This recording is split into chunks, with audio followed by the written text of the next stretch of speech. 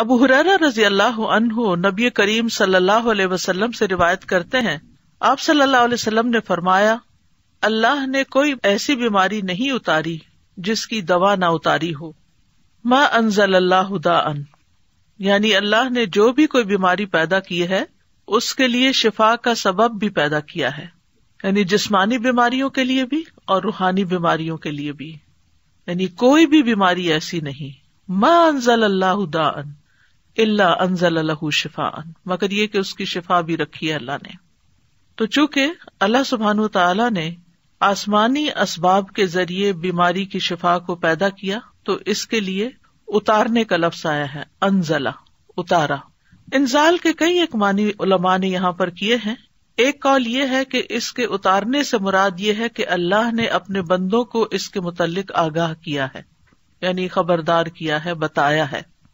ایک اور قول یہ ہے کہ رسول اللہ صلی اللہ علیہ وسلم نے ہر بیماری اور اس کے علاج کے متعلق عمومی طور پر خبر دی ہے، یعنی بیماری بھی ہے، اس کی بھی خبر دی، اور علاج بھی ہے۔ ایک قول یہ بھی ہے کہ ان دونوں کے اتارنے سے مراد ان کو پیدا کرنا ہے اور ان کا زمین میں رکھ دینا ہے، یعنی جیسا کہ حدیث میں اس خبر کی طرف اشارہ ہے کہ اللہ نے جو بیماری رکھی اس کے لیے علاج بھی رکھا، یعنی زمین پر رکھا۔ اور ایک اور قول یہ ہے کہ ان دونوں کے اتارنے سے ان کا فرشتوں کے ذریعے اتارنا مراد ہے، وہ فرشتے جو انسانی مخلوق کے نظام کے ساتھ مقرر کیے گئے ہیں۔ تو بیماری اور اس کا علاج فرشتوں کے ساتھ نازل کیا جاتا ہے۔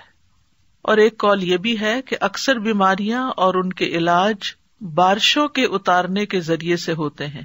جن سے غذائیں اور دوائیں اور دیگر چیزیں پیدا ہوتی ہیں۔ اسی طرح ایک اور حدیث سے ہمیں یہ بھی پتہ چلتا ہے کہ سال میں ایک رات وبا اترتی ہے، اور یہ صحیح مسلم کی روایت ہے۔ نبی صلی اللہ علیہ وسلم نے فرمایا کہ برتن ڈھانپ دیا کرو اور مشکیزوں کے منہ باندھ دیا کرو، کیونکہ سال میں ایک رات ایسی بھی آتی ہے جس میں وبائیں اترتی ہیں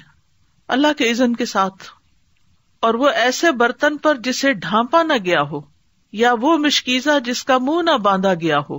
اس پر سے گزرتی ہیں تو اس میں وہ داخل ہو جاتی ہیں۔ مثلاً پینے کی کوئی چیز رکھی ہوئی ہے، رات بھر ننگی رہی ہے اور اس میں وہ وبا داخل ہو چکی ہے، بیماری داخل ہو چکی ہے، اور صبح ہم اٹھتے ہیں اور بغیر بسم اللہ پڑھے اس کو پی جاتے ہیں تو بیماری جسم کے اندر چلی جاتی۔ پھر ایک بندے کے اندر جراثیم آتے ہیں تو وہاں سے وہ دوسرے کو لگ جاتے ہیں، تیسرے کو لگ جاتے ہیں، اور پھر وہ بیماری بہت سو تک پھیل جاتی ہے۔